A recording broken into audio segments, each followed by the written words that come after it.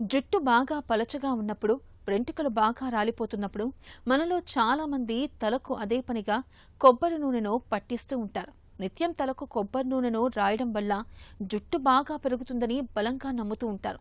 అసలు ఈ నమ్మకంలో నిజమెంత? తలకు కొబ్బరి నూనెను రాయడం వల్ల నిజంగానే జుట్టు ఒత్తుగా పెరుగుతుందా? ఆసక్తికరమైన ఈ నమ్మకం గురించి డాక్టర్ ఏం చెబుతున్నారో ఇప్పుడు విందాం. చాలామంది కొబ్బరి నూనె రాస్తే జుట్టు ఊడిపోతుందా, జుట్టు పెరుగుతుందా అని చాలా మీమాంసలో ఉంటుంటారు.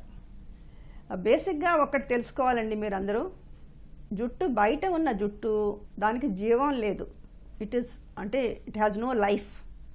It's a dead hair. జీవం ఉన్న జుట్టు అంతా చర్మం లోపల చాలా లోతుగా ఉంటుంది. సో మీరు నూనె రాస్తే ఆ నూనె అంత లోతుగా అక్కడికి వెళ్ళదండి. ఆ హెయిర్ రూట్ దగ్గరికి, అంటే జీవం ఉన్న హెయిర్ దగ్గరికి ఈ నూనె వెళ్ళదు.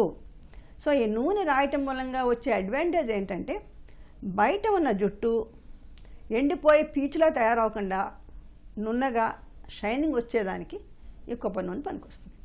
అంతేగాని కొబ్బరి నూనె మూలంగా జుట్టు రాలిపోవటమో, కొబ్బరి నూనె మూలంగా జుట్టు బాగా పెరగటమో జరగదండి. కొబ్బరి నూనె అనేది మేము ఎందుకు చెప్తామంటే, కొంతమందికి హెయిర్ బాగా డ్రైగా ఉండి పీచులా ఉంటుంది. వాళ్ళకి కొబ్బరి నూనె రాస్తే ఏమవుతుందంటే, ఆ డ్రైనెస్ తగ్గి ఆ హెయిర్ క్యూటికల్లో స్మూత్ అవుతుందన్నమాట. దానికోసం డెఫినెట్గా కొబ్బరి నూనె రాయాలి. ఇంకొక ఇంపార్టెంట్ పాయింట్ ఏంటంటే, కొబ్బరి నూనెలో కొన్ని యాంటీ ఫంగల్ గుణాలు ఉన్నాయి. యాంటీ ఫంగల్ గుణాలు ఉండటం మూలంగా తలలో మీకు ఫంగల్ ఇన్ఫెక్షన్స్ అలాంటివి రాకుండా చేయడానికి కూడా ఇంపార్టెంట్. తలలోనే కాదు, మేము యూజువల్గా చిన్నపిల్లలకు కూడా ఒంటికి కొబ్బరి నూనె రాయమని చెప్తుంటాం. ఎందుకంటే దీంట్లో యాంటీ ఫంగల్, యాంటీసెప్టిక్ గుణాలు కొన్ని ఉన్నాయి మూలంగా తలలో కొంచెము జుట్టుని స్మూత్గా చేయటమే కాకుండా కొంచెం బ్యాక్టీరియల్ ఇన్ఫెక్షన్స్, ఫంగల్ ఇన్ఫెక్షన్స్ ఇవి రాకుండా కూడా చేయడానికి ఆస్కారం.